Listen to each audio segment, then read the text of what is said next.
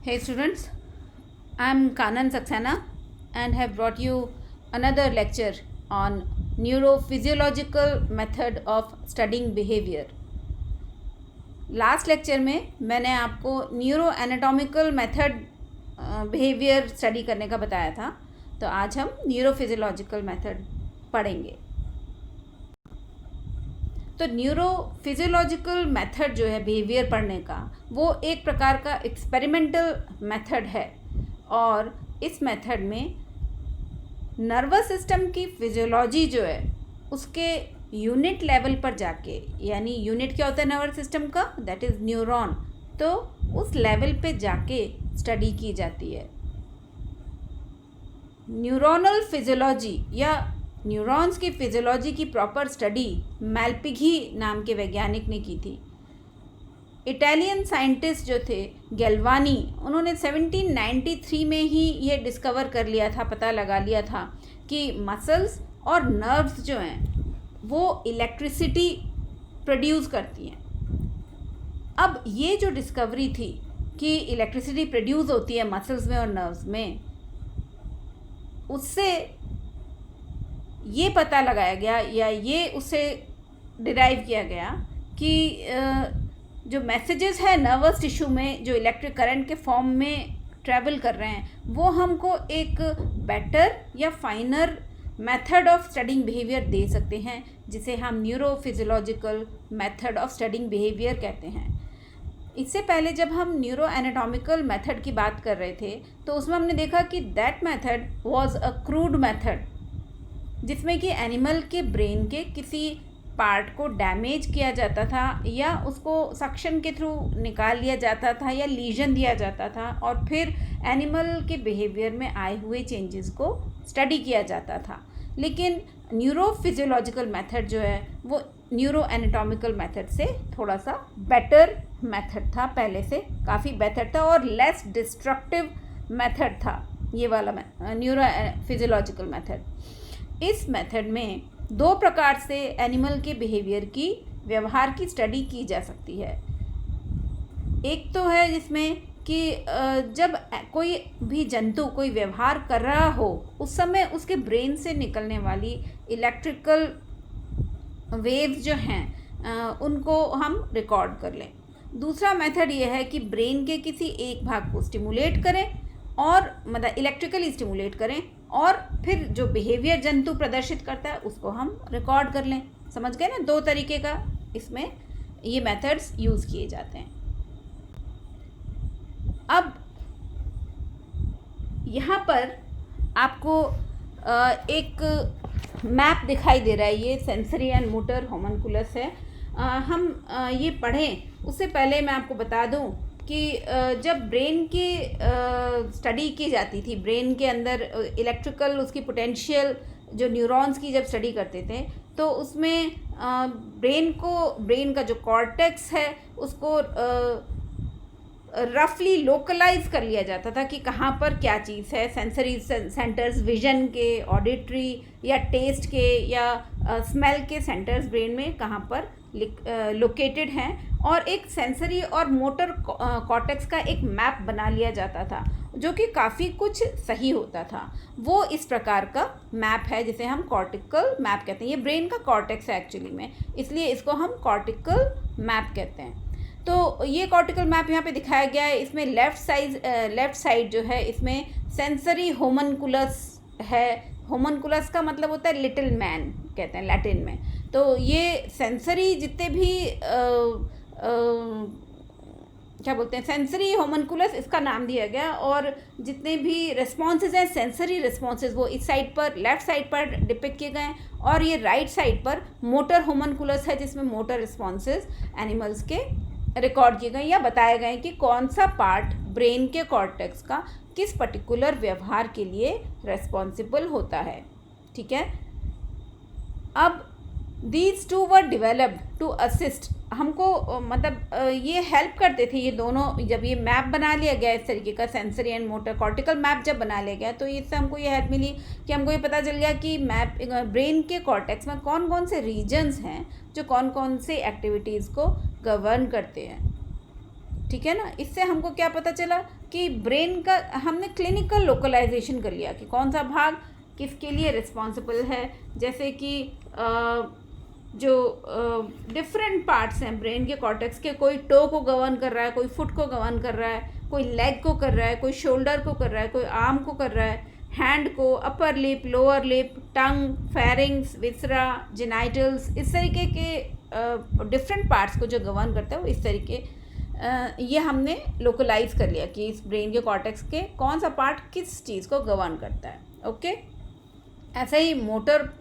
वाले जो रिस्पॉन्सेस है वो भी इसी तरीके से लोकलाइज कर लिए गए। तो ये कॉर्टिकल मैप इस तरीके से बना लिया गया था। अब आ जाइए आप electrical threshold for release of behaviour. अब ब्रेन के जो इलेक्ट्रिक पोटेंशियल रिकॉर्ड की गई उसको क्या किया जाता है, इलेक्ट्रिक पोटेंशियल बहुत कम मात्रा में, बहुत हल्की होती है। ऐसा नहीं है कि ब्रेन में कोई बहुत ज़बरदस्त 440 वोल्ट्स का करंट रन कर रहा है, बहुत ही माइल्ड करंट होता है। उस इलेक्ट्रिक पोटेंशियल को एम्पलीफाई किया जाता है। एम्पलीफाई किया मतलब एम्पलीफायर लगा के उसको बढ़ाया जाता है और फिर उसको रिकॉर्ड किया जाता है। उसके लिए इस इलेक्ट्रिकल ब्रेन स्टिमुलेशन में इन्होंने R.W. हैज़ नाम के एक वैज्ञानिक थे, उन्होंने कैट्स के अंदर एक एक्सपेरिमेंट परफॉर्म किया जो कि फिर बाद में सारे न्यूरोफिजियोलॉजिस्ट और न्यूरोइथोलॉजिस्ट, मतलब बिहेवियर स्टडी करने वाले जितने भी लोग थे उन सबके ये काम में आने लग गया एज अ टूल। इसमें क्या करते थे कि इस न्यूरोफिजियोलॉजिकल टेक्निक में कि किसी भी एनिमल को जिस पर एक्सपेरिमेंट किया जाता था उसको एनेस्थेटाइज किया जाता था, बेहोश कर दिया जाता था, और उसके बाद उसकी सिर में उसकी स्कैल्प जो है उसको, उसका एक पार्ट छोटा सा कट किया जाता था, उसके जो स्कल है उसको रिमूव किया जाता था स्पेशल ड्रिल के द्वारा, और ब्रेन का एक छोटा सा पार्ट जो है उसको एक्सपोज कर दिया जाता था। और उसके बाद क्योंकि जो ब्रेन है वो मेम्ब्रेन से सराउंडेड होता है, तो उसकी एक मेम्ब्रेन होती है ड्यूरामेटर, उस मेम्ब्रेन को थोड़ा सा कट करके उसमें 2 से अधिक इलेक्ट्रोड्स जो थे वो इंसुलेटेड इलेक्ट्रोड्स होते थे जिनकी सिर्फ टिप जो होती थी वो नेकेड होती थी, वो इंसर्ट कर दी जाती थी ब्रेन के किसी उस पर्टिकुलर भाग में इंसर्ट कर देते थे। अब उसके बाद उस जो इलेक्ट्रोड्स को फिक्स कर दिया जाता था स्कल के ऊपर, एक कोई मतलब हार्डनिंग कोई सब्सटेंस लेके उसको इलेक्ट्रोड्स को ब्रेन पर फिक्स कर दिया जाता था, ठीक है ना। उसके बाद एनिमल को की जो electrical brain stimulation experiments perform किए जाते थे और करंट को रिकॉर्ड किया जाता था। अब एक्सपेरिमेंट्स जो हैं ऐसे कई एनिमल्स पर कंडक्ट किए गए, न्यूरोफिजियोलॉजिकल एक्सपेरिमेंट्स। इसमें जैसे एक एक्सपेरिमेंट था वो टोड्स पर कंडक्ट किया गया और उनमें देखा गया कि टोड्स का जो एस्केप बिहेवियर है उसका इलेक्ट्रिकल थ्रेशोल्ड कितना है। अगर हमको ये देखना है कि टोड एस्केप बिहेवियर कब प्रदर्शित करता है, मतलब कितना करंट, इलेक्ट्रिक करंट या इलेक्ट्रिक पोटेंशियल चाहिए कितनी कि टोड एस्केप बिहेवियर प्रदर्शित करने लग जाए।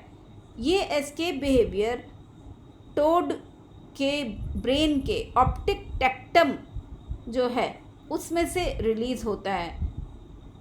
ये जो इलेक्ट्रिक पोटेंशियल है जो ऑप्टिक टेक्टम से रिलीज़ हो रहा है वो किसी भी टोड के प्रे कैचिंग जो बिहेवियर है जो कि caudal thalamic pretectal region से निकलता है उससे कम होता है। मतलब electric potential required for escape behaviour is less than the electric potential required for prey catching.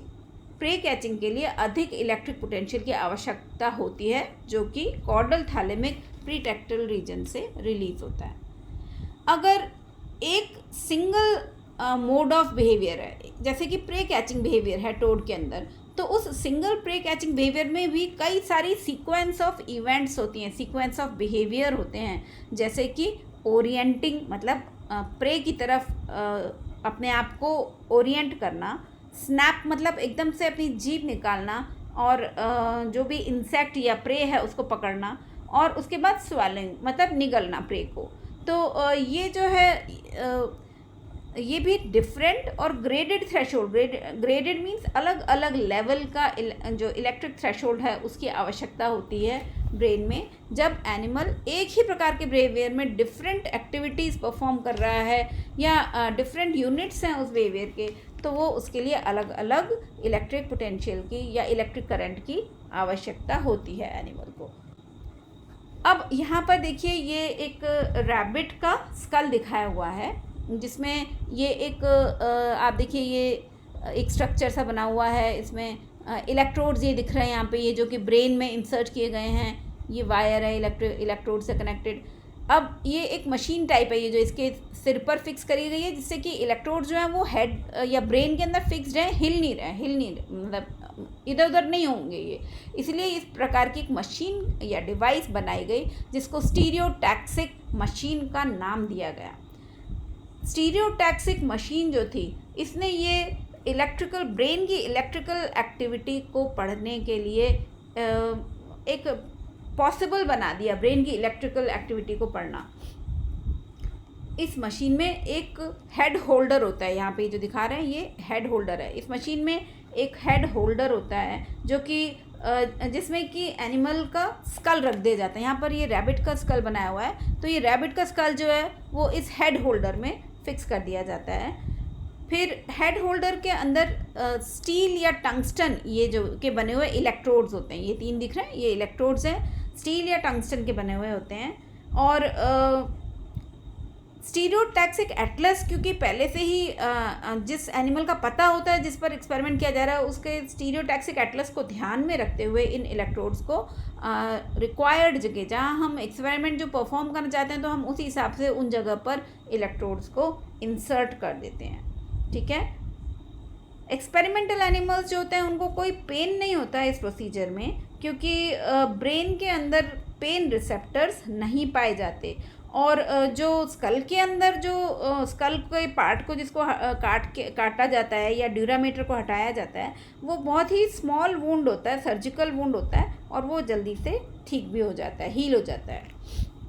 ये इलेक्ट्रोड्स जो होते हैं, टंगस्टन या स्टील के इलेक्ट्रोड्स, ये एक इलेक्ट्रिकल इम्पल्स जनरेटर से कनेक्टेड होते हैं।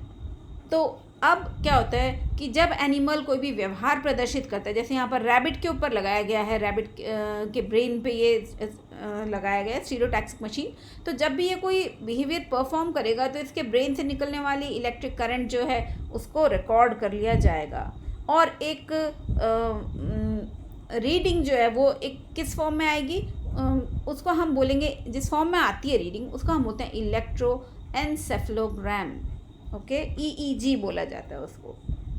तो ये EEG जो है वो आज कई सारे जंतुओं का अवेलेबल है। अब क्या हुआ कि नेक्स्ट स्लाइड पे आते हैं। ये यहाँ पर देखिए एक RW हेज नाम की जो वैज्ञानिक, मैंने पहले भी नाम लिया था, इन्होंने कैट्स पर काम किया और इन्होंने बहुत ही इम्पॉर्टेंट वर्क किया जिसके लिए इनको नोबेल प्राइज़ भी अवार्ड किया गया। इन्होंने क्या किया कि जो नॉर्मल इलेक्ट्रिकल इम्पल्सेस होती हैं ब्रेन की, उनको बिहेवियर से कोरिलेट कर दिया।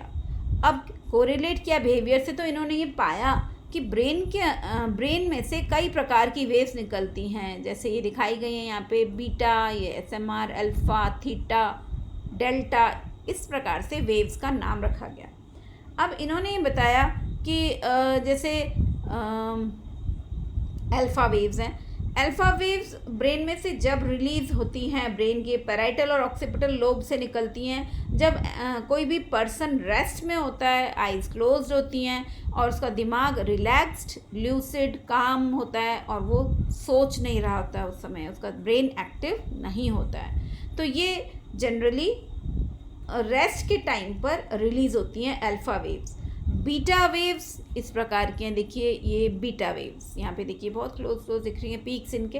तो beta waves are produce from the frontal lobe, brain के फ्रंटल लोब में से रिलीज़ होती हैं, जबकि ब्रेन जो है वो किसी सेंसरी इनपुट से स्टिमुलेटेड होता है, कोई सेंसरी इनपुट मिला होता है ब्रेन को और मेंटल एक्टिविटी चल रही होती है।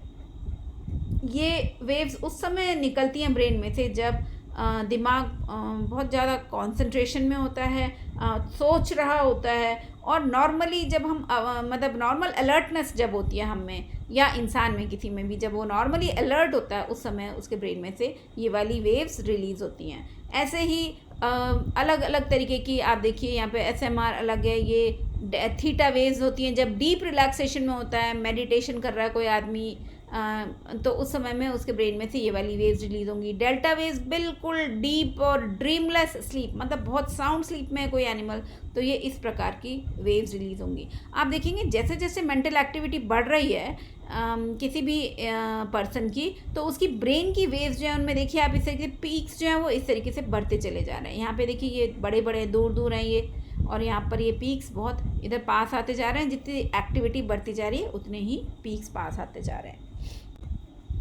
ओके, तो बिहेवियरल पैटर्न जो है उसकी स्टडी जो है उसने ये बताया कि इलेक्ट्रिकल स्टिमुलेशन अगर ब्रेन को किसी पर्टिकुलर रीजन में दी जाए, किसी जंतु के ब्रेन में इलेक्ट्रोड्स डाल करके या इम्प्लांट जैसे करते हैं इम्प्लांट करके, तो अलग अलग प्रकार के बिहेवियरल पैटर्न पता लगाए जा सकते हैं। तो फ्लिन नाम के एक वैज्ञानिक थे, उन्होंने एक कैट के जो ब्रेन का डाइनसेफ्लॉन होता है वहाँ पर किसी एक पॉइंट पर उन्होंने इलेक्ट्रोड इंसर्ट किया और कैट का प्रे कैचिंग बिहेवियर उन्होंने स्टडी कर लिया। इस तरीके से जकरमैन करके एक पर्सन थे, एक वैज्ञानिक थे, उन्होंने स्टडी किया पिजन जो होता है उस पर स्टडी किया, और उन्होंने उसके फ्लीइंग बिहेवियर जो होता है, फ्लीइंग मतलब उड़ जाने का, उड़ जाना मतलब किसी जगह से भाग जाना, मतलब ये मतलब है यहाँ पे।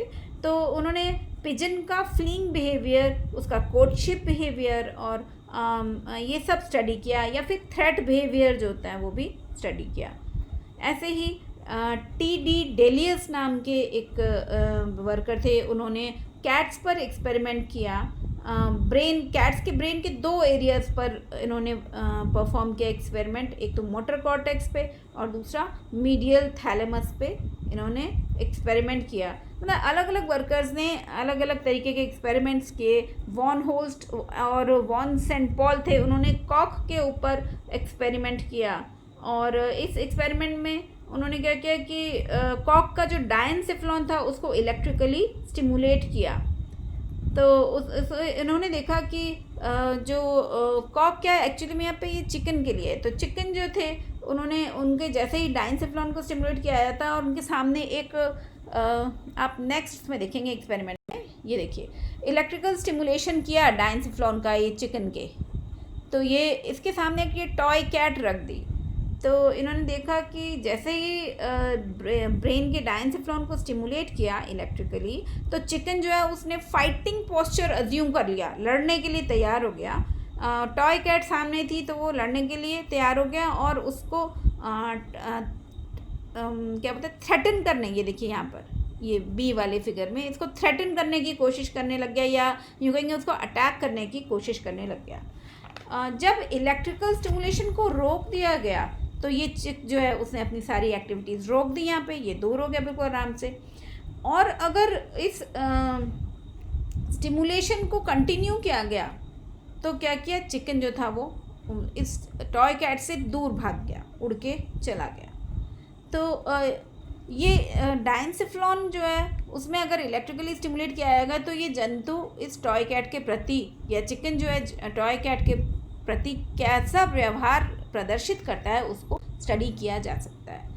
तो बिहेवियरल न्यूरोसाइंस नाम का एक पूरा अब सब्जेक्ट बन चुका है, जिसमें कि एक किसी भी ये स्टडी किया जाता है कि how a persons brain influences his और हर बिहेवियर, मतलब बिहेवियर पे ब्रेन का कितना असर होता है वो स्टडी किया गया, उसको हम बिहेवियरल न्यूरोसाइंस कहते हैं आजकल। इलेक्ट्रिकल स्टिमुलेशन ब्रेन के अंदर दिया जाता है जो न्यूरोफिजियोलॉजिकल टेक्निक में, जहाँ पे ब्रेन के डिफरेंट एरियाज़ जो हैं वो आइडेंटिफाई कर लिए गए हैं ह्यूमन ब्रेन में भी, और ऐसे कुछ एरियाज़ हैं जिन्हें हम प्लेजर सेंटर कहते हैं। तो प्लेजर सेंटर जो है वो ऐसा जेकबसन नाम के एक वर्कर थे जिन्होंने क्लिनिकल टेस्ट से पता लगाया कि कुछ पेशेंट्स ऐसे होते हैं कि उनको ब्रेन के किसी पर्टिकुलर भाग में अगर उनको स्टिमुलेशन दिया गया इलेक्ट्रोड के द्वारा तो उनको बड़ा अच्छी फीलिंग आती है, प्लेजर की फीलिंग आती है। और कुछ इनमें से पेशेंट्स ऐसे थे जो कि उन्होंने ये भी बताया, रिपोर्ट किया कि उनको सेक्सुअल प्लेजर की फीलिंग आ रही है ब्रेन के किसी पर्टिकुलर भाग को इलेक्ट्रिकली स्टिमुलेट करने से। तो प्लेजर जो है वो सेक्सुअल प्लेजर या एक general feeling of well being भी हो सकती है। किसी भी प्रकार का प्लेजर पर्सन फील कर सकता है इलेक्ट्रिकली स्टिमुलेट करने से ब्रेन के किसी पर्टिकुलर भाग को। अब ऐसा ही एक एक्सपेरिमेंट यूएस में किया गया। एक रे नाम का एक लड़का था जिसको एपिलेप्सी थी। उस बॉय को इन्होंने बहुत वायलेंट हो जाता था जब उसको एपिलेप्सी का अटैक होता था, और इवन होमिसाइडल मतलब मारने की प्रवृत्ति दूसरों को आ जाती थी उसमें। और उसको बहुत सारे ड्रग ट्रीटमेंट्स, दवाइयाँ दी गई, लेकिन उससे उस पर कोई असर नहीं हो रहा था। तो उसके दिमाग में ब्रेन में एक छोटा इलेक्ट्रोड डाल के सर्जिकली इम्प्लांट कर दिया गया, और रे को एक स्टिमुलेशन डिवाइस दी गई जो वो अपने साथ में कैरी कर सकता था अपनी पॉकेट में, जिसका रिमोट कंट्रोल उसकी पॉकेट में रहता था। तो उसने उसको क्या करना होता था रे को कि जैसे ही उसको ऐसा फील होता कि मुझे अटैक होने वाला है एपिलेप्सी का, तो वो उसको रिमोट कंट्रोल के बटन को प्रेस कर देता, और उससे क्या होता कि वो अटैक जो उसका वो कम्प्लीटली आ ही नहीं पाता था, उससे पहले ही वो सप्रेस हो जाता था जो एपिलेप्सी का अटैक है। और इससे क्या था, उसके जो वायलेंट ऑब्सेशंस थे वो सारे दूर हो गए और वो बेटर फील करने लग गया, और एपिलेप्सी के अटैक को वो इस तरीके से अवॉइड कर पाया। तो मतलब जो न्यूरोफिजियोलॉजिकल टेक्निक है वो एक बहुत अच्छी टेक्निक हो सकती है इस तरीके के पेशेंट के ट्रीटमेंट में। तो single cell recordings by micro electrodes जो है, माइक्रो इलेक्ट्रोड मतलब बहुत ही छोटे माइक्रो पतले इलेक्ट्रोड्स पॉसिबल है न्यूरोफिजियोलॉजिकल टेक्निक से, जिसमें कि बहुत छोटे और स्पेसिफिक एरिया को इलेक्ट्रिकली स्टिमुलेट किया जा सकता है। ठीक है ना। इनिशियली ऐसा लगता था कि एक्चुअली में क्या सिर्फ न्यूरो फिजियोलॉजिकल टेक्निक सिर्फ मतलब सारे प्लस पॉइंट्स ही नहीं है, उसके कुछ ड्रॉबैक्स भी हैं न्यूरो फिजियोलॉजिकल टेक्निक्स के, कि वो सिर्फ एक पर्टिकुलर मतलब स्पेसिफिक एरिया को ही स्टिमुलेट नहीं करता। ये ब्रेन का एक पर्टिकुलर लोकस या पॉइंट या भाग कोई भी दो व्यवहार को भी प्रदर्शित कर सकता है, उनको गवर्न कर सकता है किसी भी दो व्यवहार को भी। तो अब एक पार्ट में ब्रेन के अगर उसको इलेक्ट्रिकली स्टिमुलेट किया गया तो हम ये नहीं बता सकते कि ये कौन से बिहेवियर को वो, क्योंकि दो बिहेवियर निकल के आएंगे अगर, तो हम ये नहीं बता सकते कि ये एग्जैक्ट किस पर्टिकुलर बिहेवियर को गवर्न कर रहा है। इनिशियली ऐसा लगा कि दो बिहेवियर जो हैं वो एक same network of neural connection से कंट्रोल होते हैं, लेकिन बाद में पता चला कि दो बिहेवियर जो हैं वो अलग अलग जो पार्ट्स हैं या न्यूरल सर्किट्स हैं उनसे कंट्रोल होता है। और ये न्यूरल सर्किट्स बहुत ही क्लोज होते हैं ब्रेन के अंदर, बहुत पास होते हैं दो न्यूरल सर्किट्स। तो जब दो न्यूरल सर्किट पास हैं तो अब जब एक इलेक्ट्रोड डाला जाता है तो वो उन दो को न्यूरल सर्किट्स को अगर एक साथ स्टिमुलेट करेगा तो दो प्रकार के बिहेवियर प्रदर्शित होंगे, जबकि हम चाहते ही हैं कि हम एक न्यूरल सर्किट को स्टिमुलेट करके और उसके बिहेवियर की स्टडी करें। तो ये इसका ड्रॉबैक हो सकता है कि कई सारे सर्किट, दो या उससे भी ज़्यादा सर्किट्स एक साथ इलेक्ट्रोड डालने से स्टिमुलेट हो जाएं। तो डिफरेंट फिर टेक्निक और बाद में यूज़ करी गई, जिसको हम neurochemical technique of studying behaviour कहते हैं, वो डिवाइस करी गई विच वॉज क्वाइट एग्जैक्ट, और that we will discuss in next lecture. Okay, so this is the end of the lecture. Enjoy learning. Bye.